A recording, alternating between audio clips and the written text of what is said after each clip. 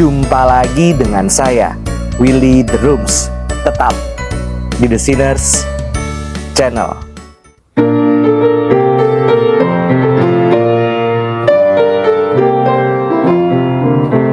Sukacita hadir dalam dunia, Kristus yang dinanti telah hilang. Isi surga bersorak bergambar, dunia yang gelap teranglah.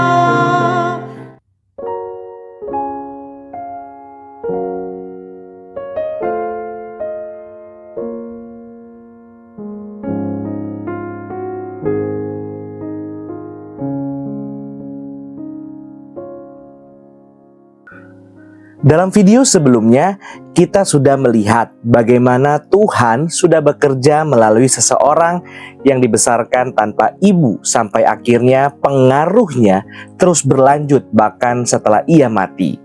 Magnum Opus Ernst Tolles, The Social Teaching of the Christian Churches, menjabarkan 5 karakteristik pemikiran Calvin yang tidak dimiliki oleh sistem pemikiran manapun, yaitu predestinasi, peranan individu, komunitas kudus, etika Calvinisme, dan pandangan sosial tentang kesetaraan. Inilah yang membuat dampak Calvinisme telah berhasil menembus ikatan-ikatan masyarakat pada masa itu. Bahkan dampaknya melampaui sistem pemikiran yang lain.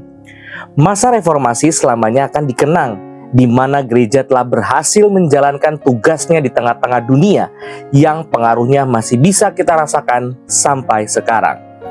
Dalam video kali ini, kita akan melanjutkan pembahasan mengenai dampak pemikiran Calvin dan Calvinisme pada bidang-bidang yang lain.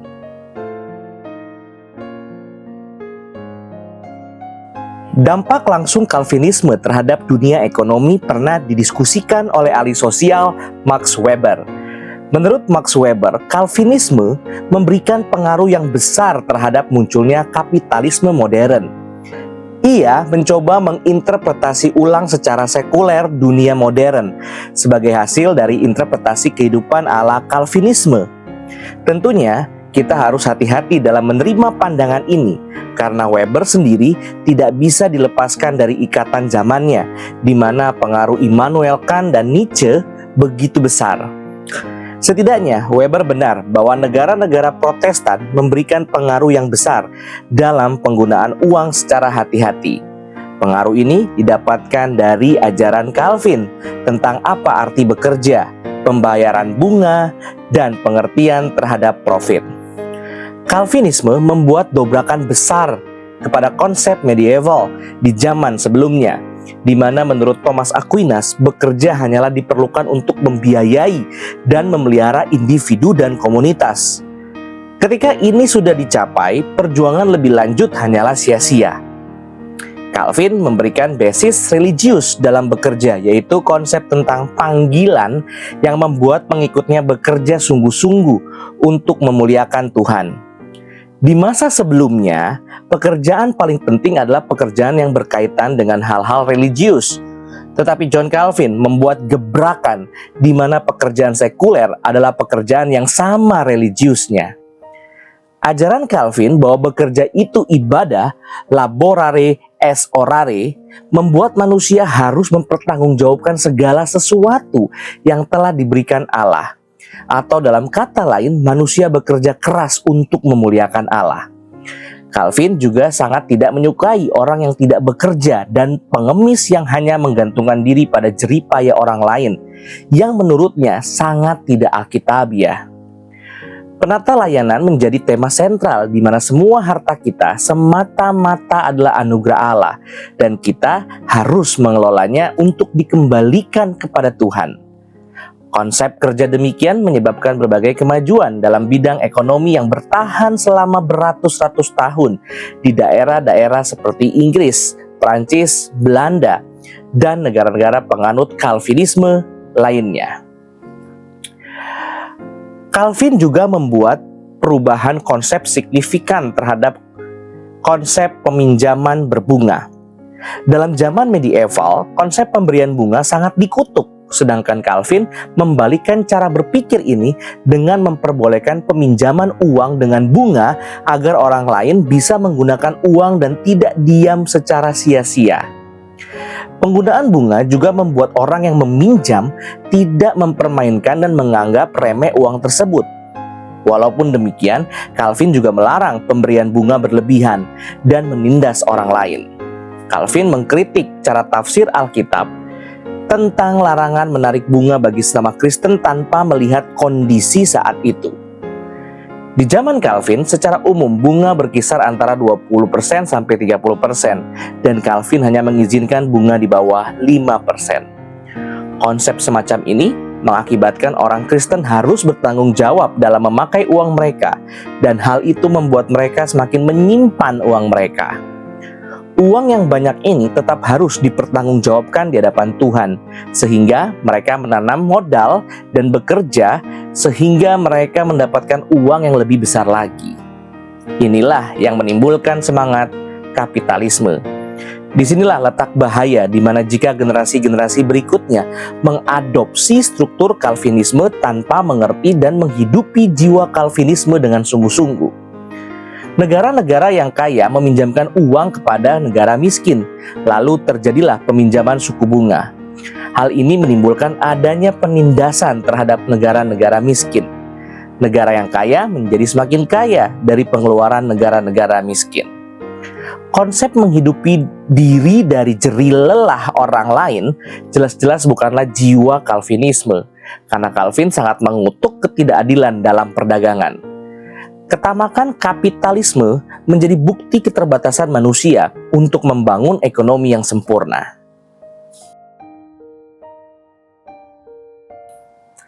Calvin juga memiliki peranan yang cukup penting dalam kemajuan dunia sains. Baginya, sains adalah pekerjaan yang sangat mulia, membawa manusia kepada kemuliaan Tuhan.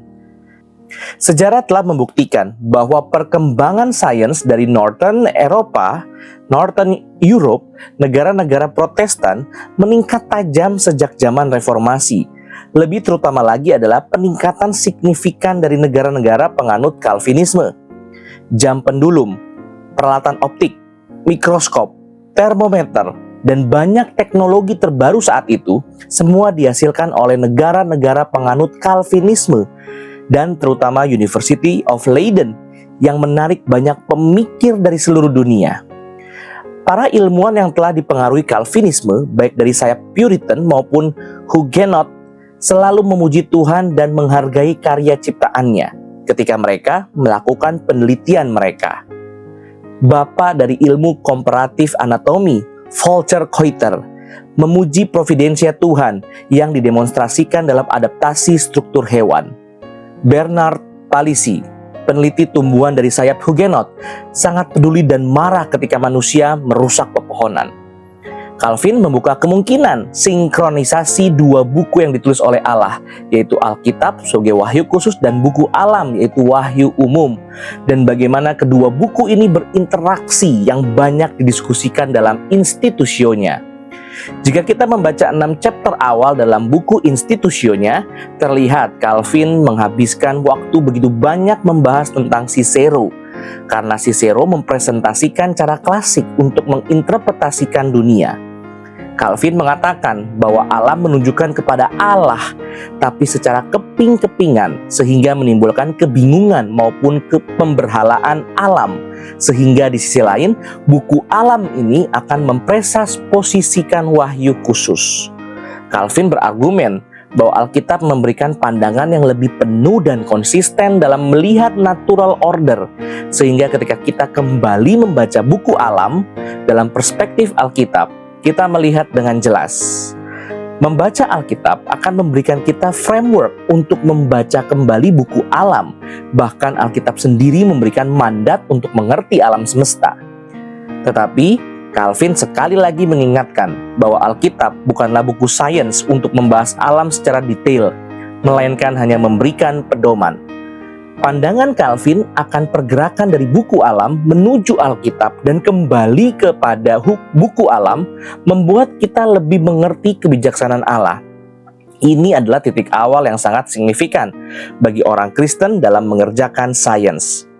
Kepercayaan Calvin kepada general priesthood dalam membaca Alkitab maupun buku alam sesuai kapasitas masing-masing telah mendorong observasi kepada burung, bunga, cuaca, banjir, gerakan planet, bahkan pergeseran jarum magnet. Pengaruh Calvinisme sangat kental dalam perkembangan sains empiris, di mana sebelumnya sains teoritis berdasarkan asumsi-asumsi tanpa bukti yang lebih menonjol. Johannes Kepler, sebagai seorang imam yang membaca wahyu umum, menuliskan bahwa kemuliaan Allah harus diletakkan di atas segalanya. Inilah pengaruh teologi reform dalam tujuan sains yang dikerjakan pada masa itu. Yang dicari adalah kemuliaan Allah. Mungkin bisa dikatakan bahwa pengaruh Calvin yang paling utama terhadap sains adalah cara interpretasinya terhadap Alkitab.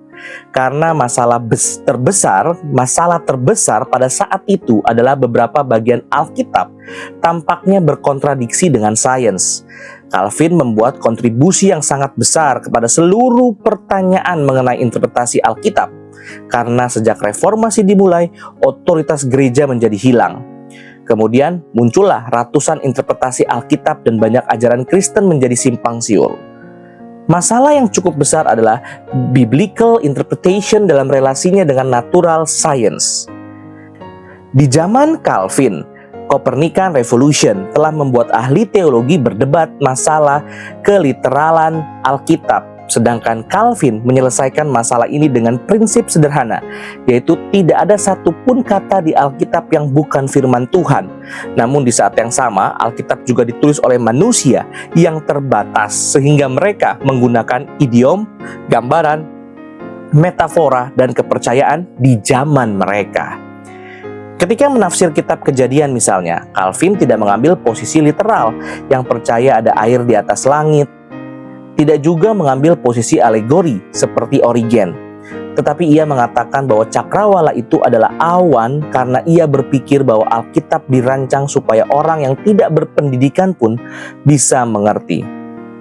Konsep akomodasi inilah yang merupakan konsep yang sangat penting dalam penafsiran Alkitab, yaitu Alkitab menggunakan bahasa akomodasi untuk para pembacanya. Calvin berargumen bahwa konsep fundamental dari Alkitab adalah Allah berbicara pada manusia. Jadi, cara speaker berbicara pada audiensnya harus dilihat sebagai bagian dari background untuk menginterpretasi teks. Calvin menghabiskan banyak waktu untuk menunjukkan bagaimana seorang speaker bisa berelasi dengan multiple audiences dengan mengadaptasi bahasa mereka. Allah sebagai speaker menggunakan Alkitab sebagai media untuk menyampaikan maksudnya kepada multiple audiences. Calvin menunjukkan bagaimana Alkitab banyak memakai bahasa akomodasi seperti Allah berelasi bagaikan seorang manusia. Misalnya istilah menghadapkan wajahnya, memalingkan wajahnya, mengacungkan tangannya, dan sebagainya. Calvin memakai pendekatan ini untuk menjelaskan mengapa Alkitab berulang kali menulis bumi diam tidak bergerak, sedangkan sains membuktikan bumi berevolusi terhadap matahari. Refleksi Calvin terhadap sains memberikan arah baru bagi sains, sehingga bisa kita lihat dengan jelas bagaimana cara orang Protestan bersikap kepada alam sangat berbeda dengan orang-orang di zaman Middle Ages.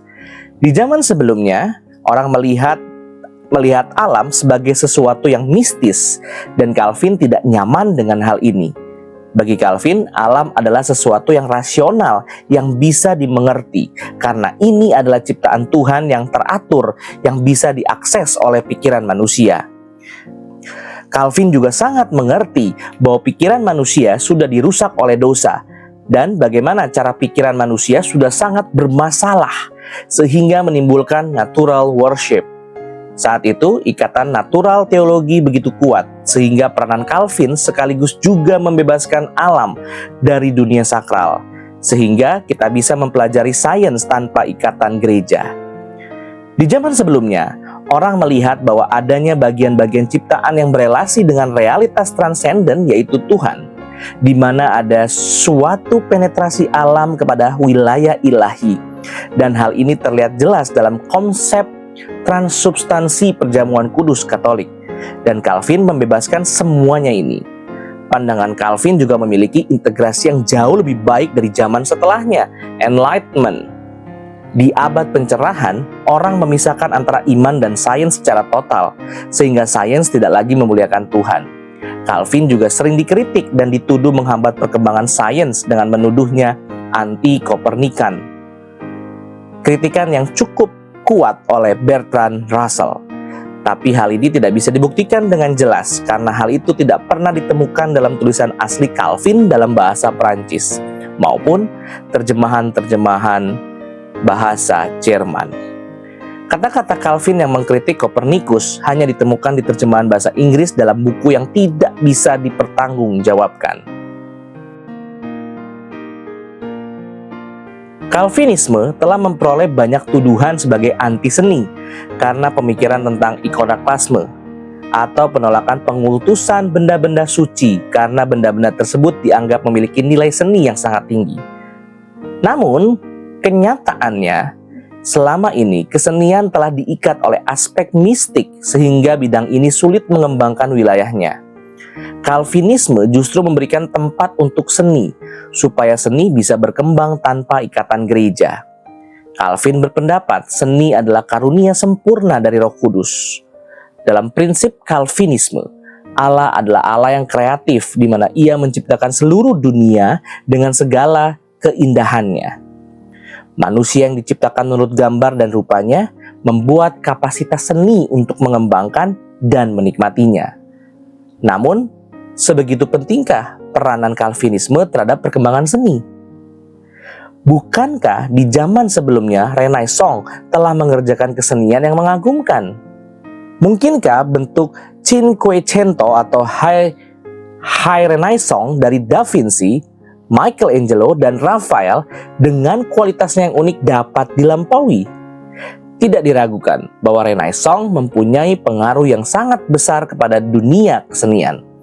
Namun, jika dibandingkan dengan Renaissance, Calvinisme memberikan pengaruh yang lebih original karena Renaissance memiliki banyak fitur yang sama dengan zaman Yunani klasik. Calvinisme memiliki interpretasi tentang kehidupan manusia yang tidak tertandingi yang menyebabkan bergeraknya seni ke wilayah yang lebih baik. Salah satu doktrin yang penting dari Calvinisme adalah konsep mengenai common grace. Hal ini membuka peluang bagi non-believer atau orang yang tidak percaya untuk mengembangkan seni mereka sesuai talenta yang telah Tuhan karuniakan kepada mereka. Calvinisme juga membuat seni tidak hanya dinikmati oleh para pangeran dan gereja, namun membuka kebebasan bagi seluruh rakyat jelata untuk mengembangkan kesenian mereka. Bukti paling nyata adalah di negara-negara reform, seni berkembang sangat pesat, terutama dari sayap barok. Pengaruh Calvinisme terhadap seni lukisan sangatlah luas. Lukisan-lukisan yang dipengaruhi oleh Calvinisme sangat berbeda dengan lukisan-lukisan Renaissance. Aliran seni ini disebut juga Northern Renaissance yang terjadi terutama di daerah Belanda. Larangan Calvin terhadap ikonoklasme membuat kesenian reform bergeser fokusnya dan mulai memperhatikan detail-detail sederhana dari kehidupan. Sebelum ajaran Calvinisme mulai berkembang, telah muncul pelukis yang memiliki gaya yang bersifat reformasi, yaitu Albert Dürer, yang sangat mengagumi Luther dan sangat mungkin dipengaruhi oleh Jan Hus di zaman sebelumnya. Setelah Calvinisme berkembang, banyak pelukis-pelukis yang muncul dengan kesederhanaan dan keunikan interpretasi mereka, terutama di Belanda, di mana suasana reform sangatlah kental. Dalam lukisan Rembrandt, Raising of the Cross misalnya, dapat kita temui bahwa ia sendiri yang menaikkan salib Kristus sebagai pernyataannya bahwa seluruh dosanya telah dilemparkan kepada Kristus di salib. Lukisan-lukisannya sangatlah sederhana dan ia sendiri tidak terpeleset ke dunia ilusi seperti lukisan-lukisan Counter-Reformation. Burckhardt melihat ada perbedaan yang sangat tajam antara seni utara dari Reformasi dan seni selatan dari Renaissance, di mana di selatan orang-orang mencari lisensi dan pengakuan karena humanisme Renaissance tidak mempunyai makna dalam partikularitas hidup dan absolutas moral. Sedang di utara, Di bawah ajaran Alkitab, mereka memiliki kebebasan sekaligus juga nilai absolut. Ketatnya pandangan Calvin terhadap ikonoklasme membuat Calvinisme sulit berkembang di bidang seni pahat dan seni-seni sejenisnya, karena sangat besar potensinya jatuh ke penyembahan berhala. Di bidang seni sastra, kita juga merasakan pengaruh Calvinisme, terutama dalam komunitas Puritan, di mana salah satu yang paling menonjol mungkin adalah John Milton dalam karyanya Paradise Lost and Paradise Regained. Milton setidaknya dipengaruhi oleh tafsiran kitab Kejadian dari John Calvin dan beberapa tafsiran lain. Pengaruhnya ke perkembangan sastra sangatlah besar, misalnya dalam permainan kata yang lebih bebas, seperti pengabaian rima, ritme yang irregular, dan diksi yang unik. Sastranya juga memiliki pengaruh yang sangat besar dalam perkembangan bahasa Inggris. Di bidang seni musik, pengaruh Calvinisme masih kalah jauh dibanding Lutheran. Hampir mustahil untuk membayangkan siapa yang dapat melampaui pengaruh musik Lutheran di Jerman yang mencapai puncaknya oleh Johann Sebastian Bach. Calvinisme kalah oleh Lutheran karena di gereja-gereja Reform sendiri, musik dianggap tidak begitu penting dan instrumen dilarang dimainkan di ibadah. Tapi sebenarnya Calvin bukanlah orang yang anti musik. Bahkan dia mengatakan musik adalah kekuatan yang menakjubkan untuk menggerakkan hati dan memperbaiki moral. Dalam tradisi Reform, kita juga bisa menemukan Geneva Psalter dengan melodi yang sangat unik yang disebut Geneva Jigs. Penerus-penerus Calvin, misalnya Theodor Beza, menerjemahkan teks-teks Mazmur dengan melodi yang digubah oleh Louis Burgess, di mana musik-musik ini akhirnya digunakan di Inggris, Jerman, Belanda, Skotlandia, dan tentu saja Swiss. Di masa sebelumnya, hanya gereja yang diizinkan membuat musik, dan musik-musik saat itu umumnya memakai Gregory Chant yang tidak mempedulikan ritme dan harmoni. Sedang dalam tradisi Calvinisme ada kepercayaan akan common grace, di mana non-believer, orang tidak percaya, juga dapat menemukan sistem musik yang indah melampaui orang percaya, believer, karena Allah telah menanamkan konsep keindahan alamiah dalam diri setiap orang. Hal ini membuat Burgess di bawah pengawasan Calvin langsung berani mengadopsi ritme, melodi, dan sistem mayor-minor dari musik populer. Di zaman sebelumnya, orang-orang juga hanya diizinkan untuk mendengar oratorio tanpa diizinkan untuk ikut bernyanyi. Di zaman Calvin, semua orang diajak untuk bernyanyi, di mana akhirnya disadari bahwa suara anak-anak melampaui suara tenor, sehingga akhirnya dibuat terobosan di mana melodi utama diserahkan pada soprano. Godimel, musikus Calvinis lain yang juga mempengaruhi Palestrina, yang akhirnya mempengaruhi musik pada zaman-zaman selanjutnya. Keketatan Calvin juga memampukan musik-musik Reform berkembang dengan stabil tanpa menimbulkan kekacauan pada ibadah seperti yang terjadi pada gerakan Anabaptis. Mungkin masih banyak lagi bidang-bidang yang tidak disadari telah banyak dipengaruhi oleh Calvinisme dan tidak mungkin bisa didaftarkan semua secara lengkap. Namun, pertanyaan yang lebih penting adalah apa yang bisa kita pelajari dari seorang Calvin? Calvin adalah orang yang tidak hanya berteologi, tetapi juga memakai teologinya untuk mentransformasi seluruh zaman dan zaman setelahnya. Pengaruhnya bahkan masih terlihat sesudah ia meninggal. Seolah-olah dari sorga ia masih mengatur dunia. Sistem sains, seni, ekonomi, hukum, politik, budaya, dan sebagainya. Tidak ada yang netral dan semuanya adalah hasil dari worldview tertentu. Kita tidak mungkin bisa sembarangan memakai sistem yang sudah ada tanpa terpengaruh worldview di dalamnya. Calvinisme berhasil memasukkan fondasi worldview ini ke dalam semua bidang kehidupan secara struktural, sehingga masing-masing bidang mengalami transformasi yang pada akhirnya telah mempengaruhi peradaban manusia. Mari kita refleksi sekali lagi, apakah kita sebagai seorang Reform sudah memakai worldview kita untuk mentransformasi seluruh bidang kehidupan yang dipercayakan pada kita secara benar dan utuh?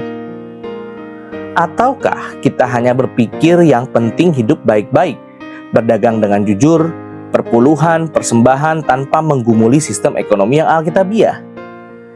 Memberi sedekah secukupnya tanpa pernah menggumulkan struktur sosial yang benar dengan prinsip-prinsip Alkitab. Meneliti alam dengan etika yang benar, tidak mengubah data eksperimen tanpa menggumulkan bagaimana Tuhan menyatakan kemuliaannya melalui ciptaannya. Membuat lagu rohani, membuat film-film yang tidak ada aspek kekerasan, okultisme, pornografi, dan sebagainya, tanpa memikirkan lebih dalam bagaimana struktur seni yang alkitabiah itu sendiri.